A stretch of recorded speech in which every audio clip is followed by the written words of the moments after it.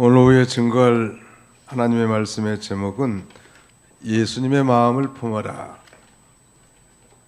옛날 성경에 예수님의 마음을 품으라 그랬는데, 자, 우리 한번 따라서 합시다. 예수님의 마음을 품어라. 예수님의 마음을 품어라. 누구의 마음을 품어요? 예수님의 마음. 예수님의 마음은 어떤 마음이에요? 마태복음 11장 28절에 보면 나는 마음이 온유하고 겸손하니 그랬으니까 예수님의 마음이야말로 온유한 마음이고 겸손한 마음인데, 그런 면에서 제2장의 장명이 효주라고 했습니다. 효주. 효자는 본받을 효자, 주인 주자. 주님을 본받으라. 오늘 제목과 같이 예수님의 마음을 품으라는 거예요. 자, 거기 1절로 4절은 이 구원운동에 협력하라는 것인데요. 1절로 4절 한번 읽으시기 바랍니다. 1절로 4절. 2장 1절.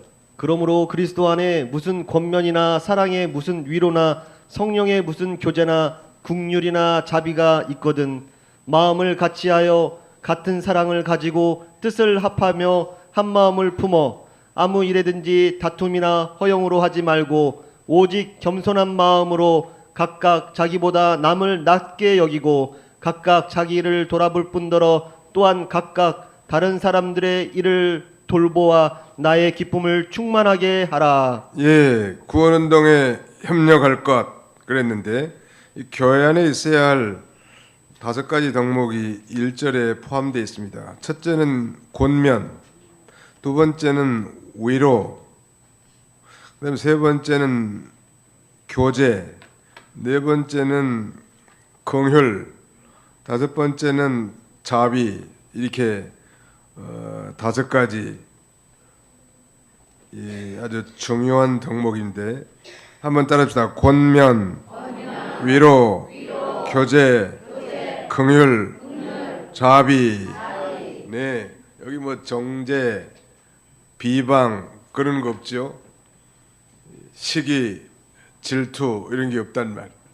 교회 안에 있어야 할 아주 중요한 5가지 덕목 가운데 그 첫 번째가 격려, 다른 말로 하면 권면인데, 영어에는 encouragement라고 되어 있습니다. encouragement라는 영어 단어는 courage라고 하는 용기가 포함되어 있는데, 용기를 불어넣어주는 것, 이게 바로 권면이고 격려예요. 이 교회에서는 언제나 이 낙담시키는 자가 돼서는 안 됩니다. 이스라엘을 낙담케 하지 말라고 민수기에서 모세는 강조합니다. 교회에서 낙심해 가지고 돌아가면 안 된다는 거예요. 어쩌든지 교회에서는 힘을 실어주고 격려해주고 권면해줄 필요가 있습니다. 그래서 이 연약해서 쓰러진 형제에게 따뜻한 마음으로 권면해주란 말이에요. 시험에 든 사람을 권면하지 않고 내버려 두면 그 자기 힘으로 시험 감당 못해요. 쓰러지기 쉽단 말이에요. 이들을 붙들어주고 하나님 앞에 바로 살도록 충성하도록 권면하고 인도해 줘야 합니다. 특별히 우리 구역장님들, 전도회 회장님들은 그 소속 선교회나 자기가 담당하는 구역 식구들 누가 쓰러져 있는지, 누가 시험 들었는지, 누가 은혜를 받지 못하고 있는지, 이런 걸 잘 파악할 수 있는 영적 통찰력이 있어야 돼요. 그 어머니가 자녀들을 그 눈빛만 봐도 심령 상태를 다 알 수 있고, 너 오늘 안색이 안 좋다? 그 정도는 좀 파악할 수 있어야지 무감각한 엄마가 돼가지고 자식이 지금 슬퍼하는지 고민하는지 뭔 생각을 하는지 전혀 모른다면 잘 인도할 수 없을 거예요. 서로 상호 체크가 될 필요가 있단 말이에요. 근데 두 번째는 위로, consolation 혹은 comfort, 위로.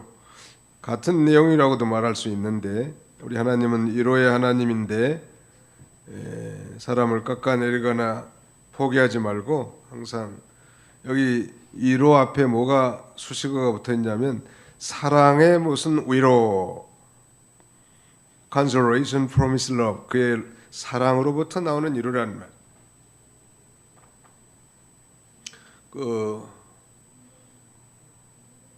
위로는 마치 우리 심령의 약과 같아. 약. 우리가 몸이 아픈데 약을 먹으면 회복이 되는 것처럼 하늘로부터는 위로를 받게 되면 심령이, 병든 심령이 고쳐지는 거예요. 그 위로의 약은 하늘로부터 내려와 주는 건데 성숙한 그리스도인들이 할 일은 이거예요. 우리 권사님들, 내가 한 게 없습니다, 나는 빨리 죽어야 됩니다, 그러시면 안 된다고.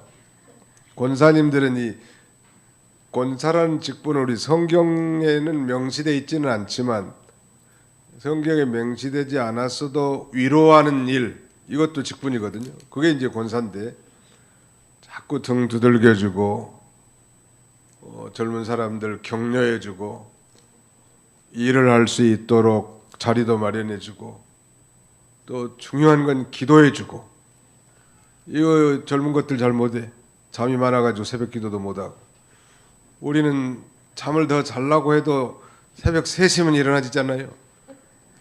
그러니까 그게 얼마나 축복이요. 그래서 기도하는 거예요. 교인들 생각나는 대로. 누가 요새 교회를 잘 안 나오는가? 몇 주를 교회 안 나왔어도 뭐 전화 한 통 없고 관심도 없으면요, 아, 이 교회는 사랑이 없는가 보다, 그렇게 생각하는 거예요. 여러 구역장도 전화하지, 목사님도 전화하지, 또 선교회장도 전화하지, 이렇게 서로 교사들이면 교사들끼리도 전화하지. 그렇게 해서 낙심하지 않고 위로받고 살게 해주라는 거예요. 그리스도의 사랑으로부터 나오는 거예요. 그다음에 세 번째는 성령의 무슨 교제. 이 교제는 소위 헬라 말로 이 코이노니아라고 하는데 영어 성경에는 펠로십 이렇게 번역되어 있습니다. 미국 가니 같은 교회 이름이 이 펠로십 프레스비테리안 처치, 이거요, 교제, 우리말로 하면 교제 장로교회, 이런 교회 간판도 있더라. 그만큼 이 성도 간의 이 교제가 중요합니다. 사실 권면, 위로, 교제 다 통하는 말이죠. 성도끼리 형제 의식을 갖고 사랑 안에서 교제하는 거예요. 그런 면에서 성령의 교제라고 할 수 있는데, 이 교제, 이건 참 중요한 것 같아요. 교제, 믿음 안에서의 교제. 우리는 뭐 안 믿는 사람들하고 뭐 세상 얘기할 시간도 별로 없고, 교회에 오면서 서로 위로해주고 격려해주고 교제하는 건 너무 필요하죠. 그 다음에 긍휼과 자비, 어떻게든지 이 불쌍히 여겨주는 그런 마음, 뭐 긍휼은 애정이라고도 할 수 있습니다. 그 다음에 자비, compassion, 같은 내용인데 긍휼과 자비를 다 묶어가지고 긍휼과 자비가 있어야 된다는 거예요. 그러니까 이 마음속 깊은 곳으로부터 이 성도들이 슬픔을 당했거나 어려움을 당했거나 또 아픔을 당한 것에 대해서 동정하는 사랑이죠. 그것도 일종의 긍휼과 자비. 다시 한번 따라서부터 교회 안에 있어야 할 5가지 덕목이 뭔가 따라서입니다. 권면, 위로, 교제, 긍휼이나 자비. 이게 교회 안에 항상 있어야 된다. 뭐 정죄, 비난, 책임 전가, 따돌리기, 이런 건 교회 안에서 상상할 수 없는 일이. 우리가 이 구원을 이뤄 나가는데 많은 힘이 되고 교회에도 큰 유익이 되는데, 그 마지막 절에 보면 긍휼이나 자비가 있거든 그랬는데, 사실은 이건 가정적 조건문이 아니고 있는 사실을 인정하는 말로서 있을진데, 이런 표현이에요. 그러므로 그리스도 안에 무슨 권면이나 사랑의 무슨 위로나 성령의 무슨 교제나 긍휼이나 자비가 있을진데, 그렇게 연결이 되고요. 2절에 마음을 같이하여 같은 사랑을 가지고 뜻을 합하여 한 마음을 품어 그랬습니다. 그리스도 안에서 하나가 되어야 할 걸 지금 권면하죠. 마음을 같이하여. 참 원문에는 같은 것을 생각하여 이렇게 해석되어져 있는데, 우리가 복음 진리 안에서 이기주의를 버리고 자기를 희생하고 주님과 교회의 애를 위한 그런 마음을 가질 때 우리가 마음을 같이 할 수 있죠. 어떻게 하면 마음이 같아질 수 있을까요? 누구든지 다 예수님의 마음을 품으면 되겠죠. 예수님의 마음은 무슨 마음이에요?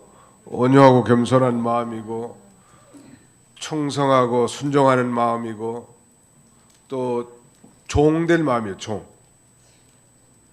아니 무슨 일반 샐러리맨이 노숙자 된 건 좀 이해가 되지만 천지를 창조하신 창조주가 종의 형상을 입고 이 땅에 강탄하셨다는 것은 그것과는 비교할 수 없을 만큼 낮아진 것이죠. 빌립보 교인들 간에도 의견 일치를 보지 못하고 좀 불화한 일들이 있었던 모양이에요. 그 중에서도 이 봉사를 잘하는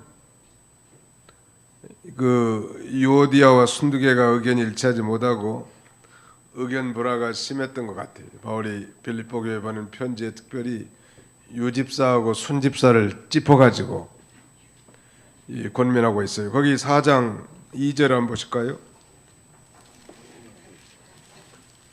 유집사님들 시험 들지 마세요.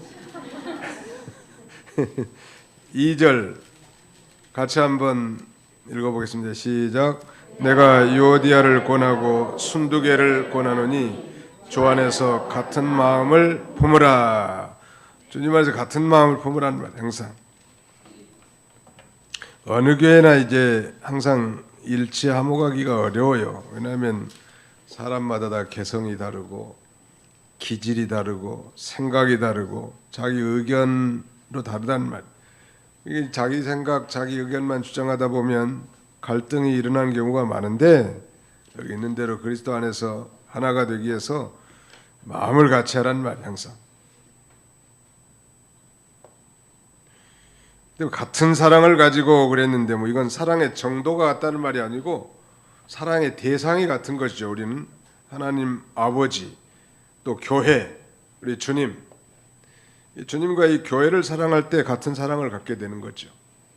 우리가 이미 큰 사랑을 받았고 우리가 교회를 사랑하고 주님을 사랑하는 이 사랑의 대상이 같으니까 그 같은 사랑을 가지고 뜻을 거기 합하라고 그랬죠. 자기 뜻은 버리고 하나님 아버지의 뜻을 하려고 할 때 이거 합력해 줄 수 있단 말이에요. 자기 뜻을 관철시키려고 하면 문제가 심각해지는 거. 하나님 아버지의 뜻이 무엇인가? 이 사건에 대한 하나님의 뜻은 무엇인가? 이 일에 대한 하나님의 뜻은 무엇인가? 그걸 찾아서 하나님의 뜻을 품고 나갈 때 교회가 하나가 되고 또 한 마음이 될 수 있는 것입니다. 그 다음에 한번 읽어보실까요? 3절, 4절 같이 읽습니다. 시작. 아무 일에든지 다툼이나 허영으로 하지 말고 오직 겸손한 마음으로 각각 자기보다 남을 낮게 여기고 각각 자기 일을 돌볼 뿐더러 또한 각각 다른 사람들의 일을 돌보아 나의 기쁨을 충만하게 하라. 다툼이나 허영으로 하지 말라니, 경쟁심으로 하지 말라는, 하나님 앞에 진실하게 모든 것을 다해서 섬기라는 것. 사람은 본성적으로 자기 본위적입니다. 그건 누구나 이해의 대상은 아무도 없어요. 본성적으로 자기 본인 것인데, 그러므로 이 육에 의해서 행하는 것은 언제나 참된 일치라는 건 없어요. 자기를 부인하는 것, 그래서 중요하고요. 성령을 쫓아서 행하고 그리스도 안에서 행하는 자만이 일치감이 있단 말. 뭐 단결합시다 그런 구호 가지고 단결이 되는 건 아니죠. 모두가 이 성령의 인도를 따라서 과연 하나님의 뜻이 무엇인가? 그리스도 안에서 나갈 때 하나가 되고 일치가 되는 것입니다. 이 당파심을 가지고 허영으로 살아가는 것은 그 육의 행위고 육신의 이 죄 있는 본성을 따라 행한 그런 열매란 말. 갈라디아 5장 19절 이하에 보면 그 당파를 묻는 것, 그것도 육신의 열매. 성령의 열매는 화평인데, 그 다음에 그 4절에 보니까 오직 겸손한 마음으로 각각 자기보다 남을 낮게 여기고 그랬습니다. 자기보다 남을 낮게 여기는 게 겸손이죠. 예, 특별히 형제의 눈 속에 있는 티는 보고 자기 눈 속에 있는 들보를 보지 못하는 게 우리 사람의 생리적 현상인데, 형제의 눈 속에 있는 티는 뭐예요? 그건 외부로 나타나는 죄죠. 형제의 눈 속에 있는 티는. 자기 속에 있는 들보는 드러나진 않았지만 자기 속에 있는 부패성이란 말. 그런데 이 외부로 나타나는 것, 형제의 흠과 자기 속에 있는 부패성과는 그건 뭐 비교할 수 없을 정도로 자기 속에 있는 부패성이 큰데, 옛날 한국 속담에 뭐 묻은 개가 묻은 개를 나무란다 그런 말 있죠. 뭐 묻은 개예요? 네, 아무튼 더 심각한 상태에 있으면서 그렇지 않은 사람을 나무라는 게 사람인데, 우리는 겸손함으로 각각 자기보다 남을 낮게 여긴다는. 그래서 5절 각각 자기 일을 돌아볼 뿐더러, 5절 4절 각각 자기 일을 돌볼 뿐더러 또한 각각 다른 사람의 일을 돌보아 나의 기쁨을 충만하게 하라. 성도가 먼저 자기 일을 잘 돌봐야 되고, 자기의 일을 남에게 의존하는 생각을 버리란, 언제나. 그리고 자기 일은 자기가 하고 또 다른 사람 일까지 돌봐줘야 한다는 것. 그래서 그리스도의 법이 성취되도록 하라는 거예요. 이 교회 일치에 아주 필수적인 것이죠. 1544년 하면 우리 교회 역사에서 아주 엄청난 사건이 하나 생겼는데, 소위 말하면 초대교회부터 이 교회가 하나로 쭉 오던 게 1054년 이해에 두 쪽으로 갈라집니다. 그게 뭐냐면 소위 동방정교와 서방정교예요. 동방정교는 말하자면 동방 오토독스 처치라고 하는 정교회를 가리키고요.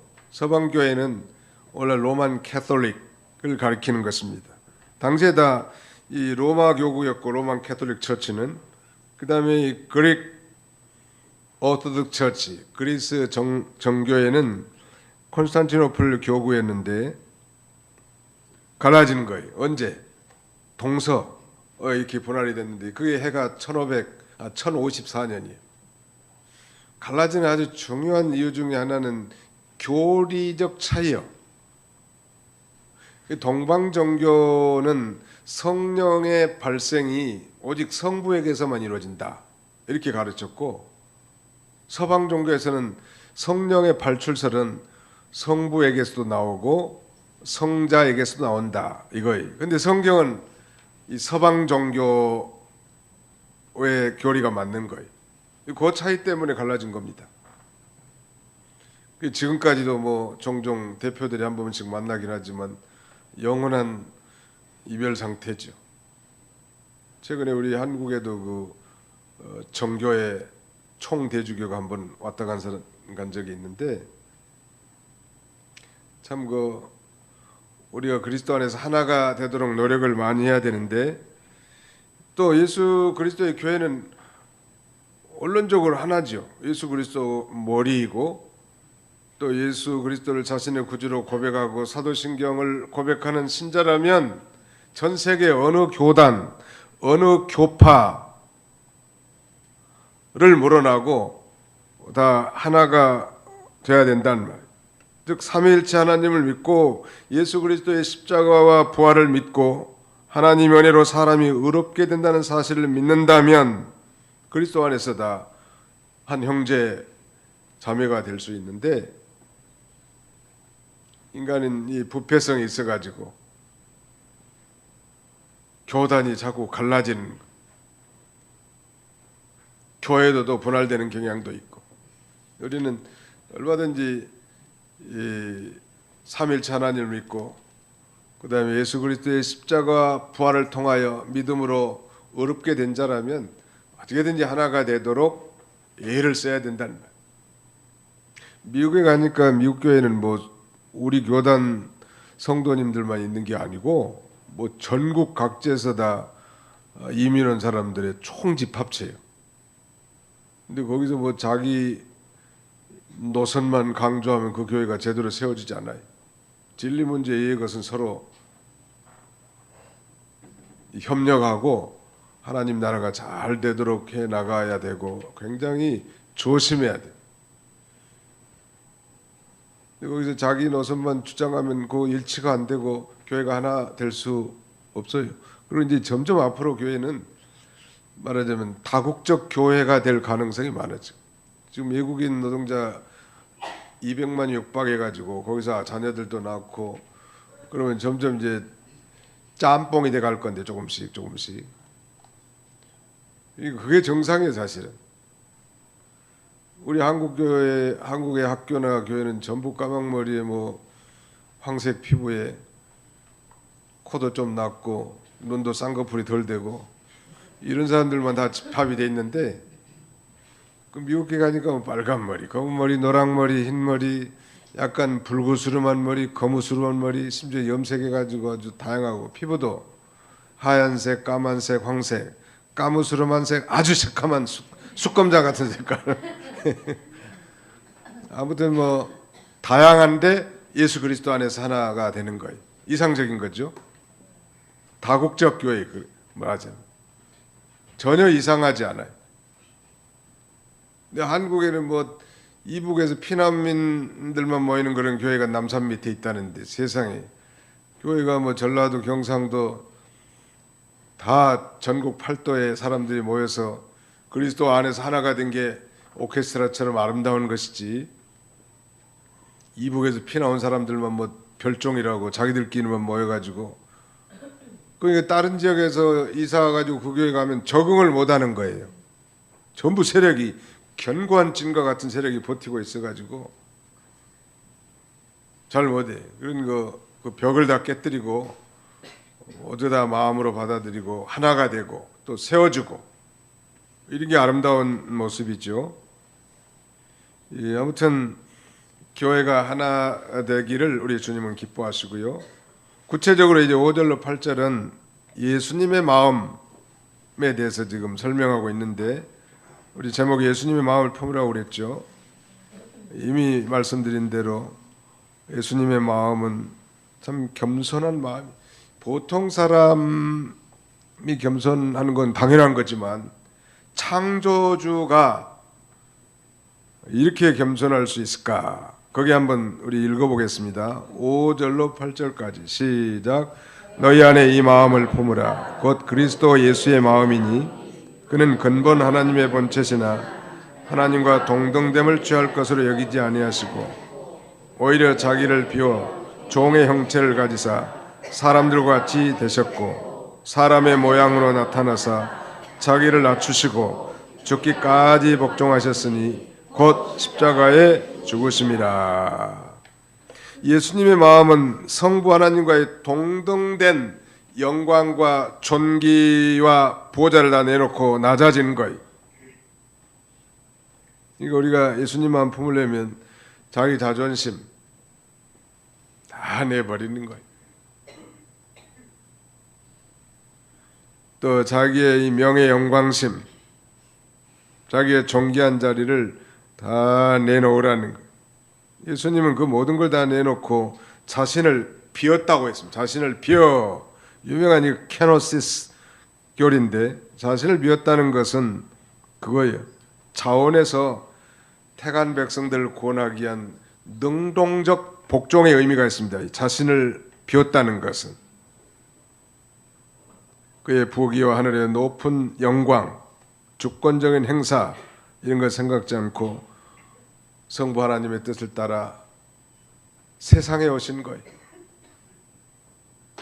속죄한 제물인 어린 양으로서 이 땅에 강탄하신 것입니다. 그날이 곧 성탄절이죠. 사신주의자들이라고 있는데 이 사람들은 예수님이 자기를 비웠다고 했습니까? 예수님이 신성을 버린 것이다.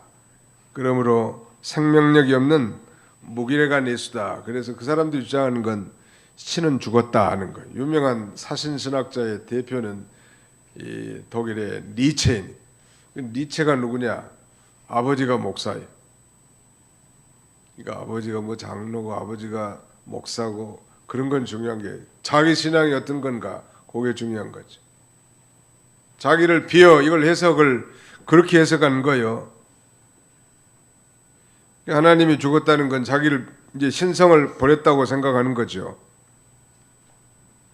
우리가 여기서 잘 이해할 것은 비었다고 하는 것은 아무것도 없는 걸 가리키죠. 무효공이죠. 자기의 신성을 내놓으셨다는 의미가 결코 아니고 하늘의 영광과 권세 이걸 다 버리시고 나간 것이지 자기 신성 포기가 결코 아니라는 거. 오히려 예수님은 신성의 모습을 감추셨고 우리도 다 내어놓고 빈 마음으로 가난한 마음으로 섬겨야 될 걸 교훈해 준 것입니다. 이 공산주의의 이론적 이 창서자면 막스와 엥겔스인데 이 사람들이 공산주의 이론을 세울 때 이 빌립보서 제2장 거기 자기를 비워하는 그 7절 말씀을 근거로 했다는 거 아니에요? 자기를 비워 이것을 어떻게 했냐면 이 공산주의자들은 이건 비소유화를 여기서 끌어냅니다. 그리고 공산주의라는 거니까 다 같이 노동해서 노동의 대가로 얻은 결과를 똑같이 나눠 먹자. 그게 공산주의. 근데 놀라운 아이러니는 공산주의 나라마다 지배계층들이 다 착복하는 거예요. 이북에도 지금 김정은이도 손 못 쓰는 세력들이 있대요. 소위 돈주라고 하는 사람들이요. 우리 돈주의 돈의 근거를 밝히지 않을 테니 투자를 하라고 사정사정하는 김정은이가. 이 말하자면 장마당이 생긴 이후에 이제 자본주의 물결이 들어오고 개인의 텃밭 같은 경우는 사유재산에서 먹게 해놓으니까 생산량이 뛰어나단 말이에요. 원래 공산주의 이론은 상당히 이상적인 거죠. 같이 노동해가지고 똑같이 공평하게 나눠 먹자는 건데 실제 그러냐는 말이에요. 실제는 지배계층들이 다 그걸 누리고 백성들은 다만 하나의 노동력의 도구 정도로 생각해요. 이 공산주의 이론이 잘못된 것은 유물론 사상이에요. 성경은 인간은 하나님의 형상대로 지음받은 존귀한 존재인데 그런 가치로 따지지 않고 인간의 노동력 얼마나 일할 수 있느냐 그걸 가지고 가치 판단한다는 말이에요. 그러니까 이 자기를 비워 이 말은 결코 신성 포기라든지 이런 게 아니고 이 말하자면 자기의 이 하늘의 영광과 권세 이걸 다 이 비웠다 그런 의미요. 우리도 이제 자기를 빈 거죠. 그래야 겸손할 수 있는 것입니다.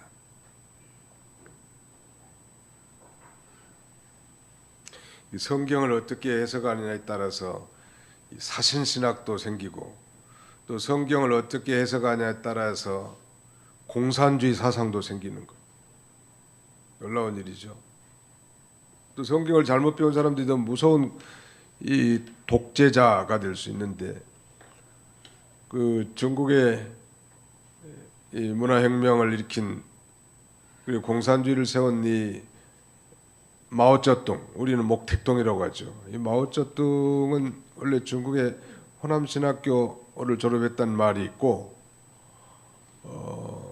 소련의 잔인한 독재자 스탈린도 신학을 공부했다는, 신학을 잘못하면 사람 죽이는데 도구가 되는 거예요.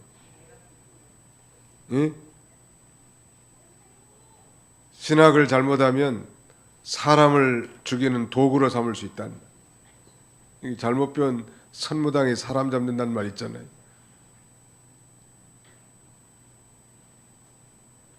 김일성이도 말 전설에 하면은 뭐 자기의 삼촌 강반석 자기 그 강양욱은 자기의 삼촌이고 자기 외할머니가 강반석이라고 하는데 얼마나 믿음이 좋았으면 반석이라고 지었겠어요. 근데 제대로 할머니를 통해서 복음을 받아들였다면 저는 공산주의 수장이 되지 않았을 터인데 제대로 배우지 못한 거. 그저 이론적 지식적으로는 받아들였지만 예수 그리스도를 믿고 거듭나서 예수님을 자신의 주님으로까지는 받아들이지 못한 거. 오늘날도 마찬가지 성탄절날 선물도 교환하고 즐거워하고 성탄절 행사를 통해서 즐겨하는 그런 정도는 진정한 크리스마스의 맛을 모르죠. 예수 그리스도를 통해서 내가 죄 사함 받고 구원받은 하나님의 자녀가 됐기 때문에 그가 오신 날이 너무나 뜻깊죠. 그래서 기다리고 사모하는 거예요. 그의 대림절의 의미이기도 하고요. 그 다음에 예수님의 마음은 한마디로 말하면 종된 마음이에요. 종. 교회 안에 모두가 다 종이. 우리 목사님들도 종이라고 하잖아요. 주의 종. 어떤 분은 기도할 때 주의 종님이라고 하더라고요. 종에 무슨 님자가 들어가. 차라리 그 님자를 떼가지고 주자에다 붙여야 돼. 주님의 종 이렇게 하는 게 참 좋을 거예요. 주의 종님. 뭐 종이 무슨 님자까지 들어가겠어요. 종은 소유권도 자주권도 없어요. 진정한 종이라는 모두가 교회 안은 종이에요. 목사님부터 평신도리까지 모두가 다 종인데 주인이 많아야 시끄럽잖아요. 부부간에도 왜 싸움이 많은 거예요? 주도권 쟁탈전하는 거예요.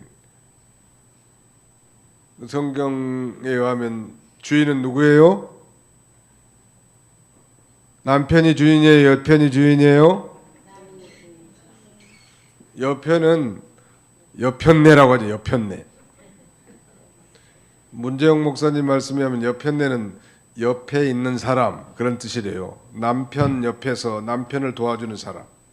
성경적 해석이에요. 근데 옆에 있는 사람이 다 주도권을 행사하려고 하면 그 집안이 어떻게 되겠어요? 우리는 그리스도 안에서 다 종된 자예요. 교회도 뭐 목사가 다 주장하고 장로님들이 주장하는 거 아니에요. 하나님이 주인이고 다 종이요. 그러니까 어떻게든 하나님의 뜻을 찾아서 우리는 잘 순종해 드려야 될 의무가 있습니다. 종이니까.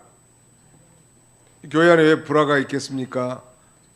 서로 이 주님의 뜻을 찾아 종으로 살려고 하는 게 아니고 자기의 의견을 관철하려고 하고 주인노를 하려고 하니까 문제가 생기는 거예요. 종들은 싸울 이유가 없죠. 잘못 먹여만 주면.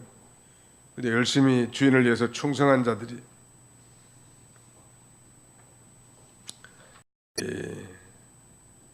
예수님의 마음을 품는 우리 성도가 다 돼야 되겠는데 예수님의 마음을 품는 성도는 종이 되어야 된다는 것. 예수님은 이 땅에 섬김을 받으러 온 것이 아니고 섬기러 오셨다고 우리가 늘 배우지 않습니까? 하늘나라에서는 그래서 제일 큰 자가 많이 섬기는 자예요. 우리 교회는 하늘나라의 이 지점과 같은 곳인데 교회 안에서도 제일 큰 자는 목사님도 아니고 장로님도 아니고 제일 많이 섬기는 사람이 큰 자예요. 믿으시기 바랍니다. 그리고 지극히 낮아지고 하나님의 뜻을 죽기까지 복종했단 말. 이런 예수님을 하나님께서 지극히 높여주셨다는 거예요. 9절로 11절 또 같이 한번 읽읍시다. 시작.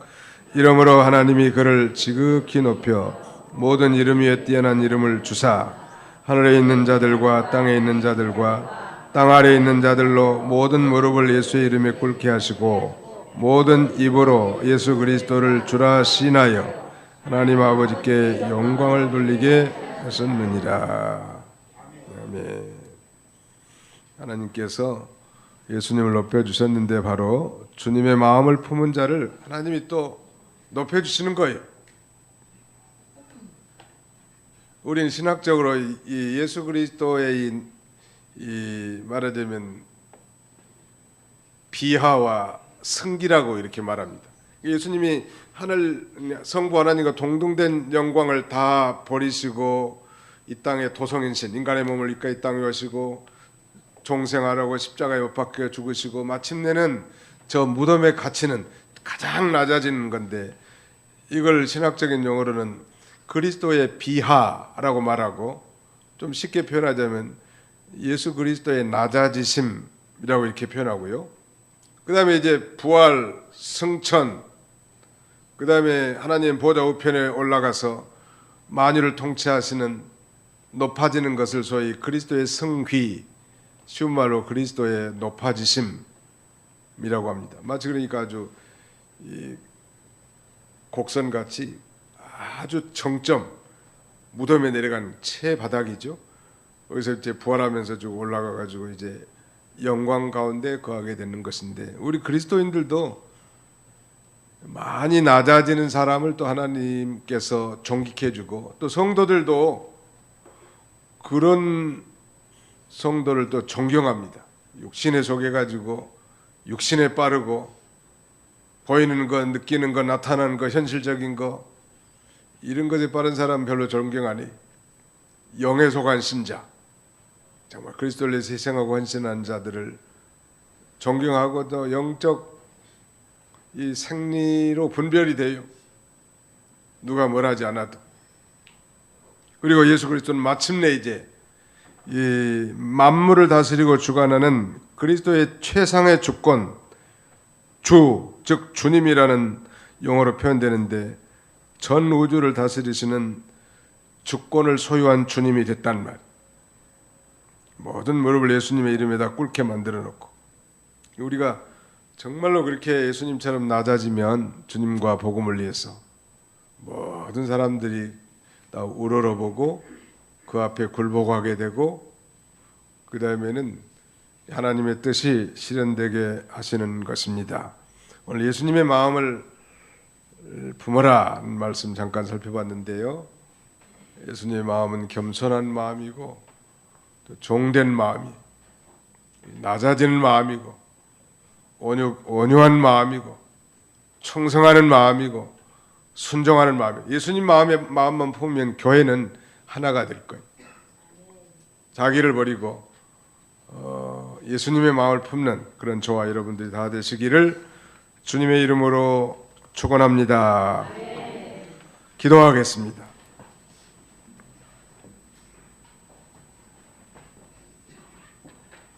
사랑이 많으신 거룩하신 우리 아버지 하나님, 오늘도 새벽부터 이 시간까지 우리를 권고하사 예배와 봉사를 통하여 또 찬양과 희생을 통하여 하나님께 영광 돌릴 수 있도록 은혜 주심을 진심으로 감사하고 감사를 드립니다.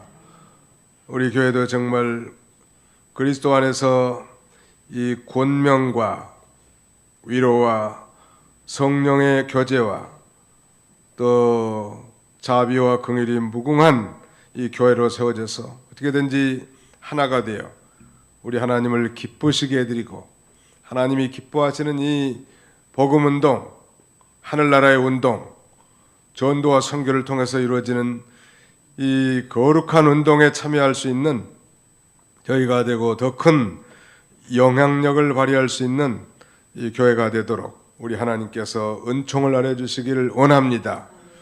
교만한 자는 낮추시고 겸손한 자에게 은혜를 베푸시는 주님이라고 했사오니 항상 예수님과 같은 그런 겸손한 자들이 다 돼서 우리를 통해서 하나님의 영광이 드러나고 또 이런 자를 하나님이 궁극적으로는 존귀케 하신다고 했사오니 이런 존귀한 자리에 처하는 저희들이 다 되게 하여 주시옵소서. 예수님의 이름으로 기도하옵나이다. 아멘.